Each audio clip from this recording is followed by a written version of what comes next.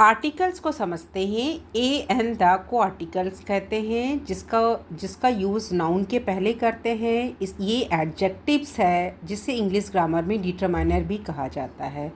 इनडिफिनाइट articles A N का प्रयोग noun की पोजीशन को बताता है। इनडिफिनाइट अनसर्टेन पोजीशन को बताने के लिए किया जाता है। जैसे देयर वाज ए किंग, एक राजा था, तो ये नाउन का जो पोजीशन है उसको इनडिफिनाइट अनसर्टेन अनिश्चित बता रहा है।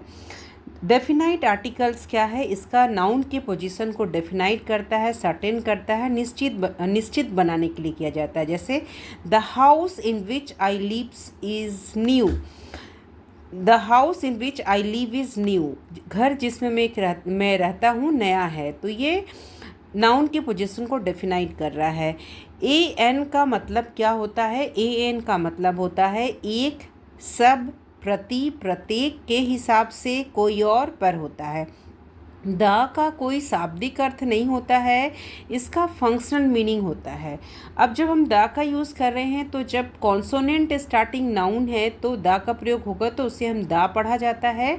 जब हम vowel starting noun A E I O U noun start इससे हो रहा है तो उसके पहले द का प्रयोग करते हैं तो उसे दी पढ़ा जाता है। अब पोजिशन ऑफ आर्टिकल्स को समझते हैं। A an the plus noun, I have a book, a an the plus noun.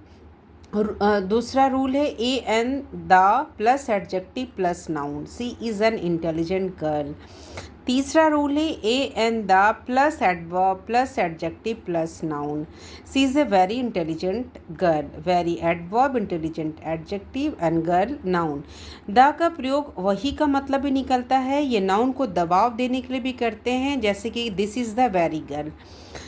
चौथा रूल है सच, वाट, मैनी, रेदर, हाफ के साथ ए एन प्लस नाउन लगता है। सच, वाट, मैनी, रेदर, हाफ के साथ ए एन प्लस नाउन लगता है जब हम इस सेंटेंस में इन वर्ड्स को यूज़ करते हैं। जैसे such a girl, what a fool, many a book, तो इस जगह पे क्या लग रहा है? ए लग रहा है या एन लगेगा, एन हाफ एन आवर, तो ये ए या एन लगेगा।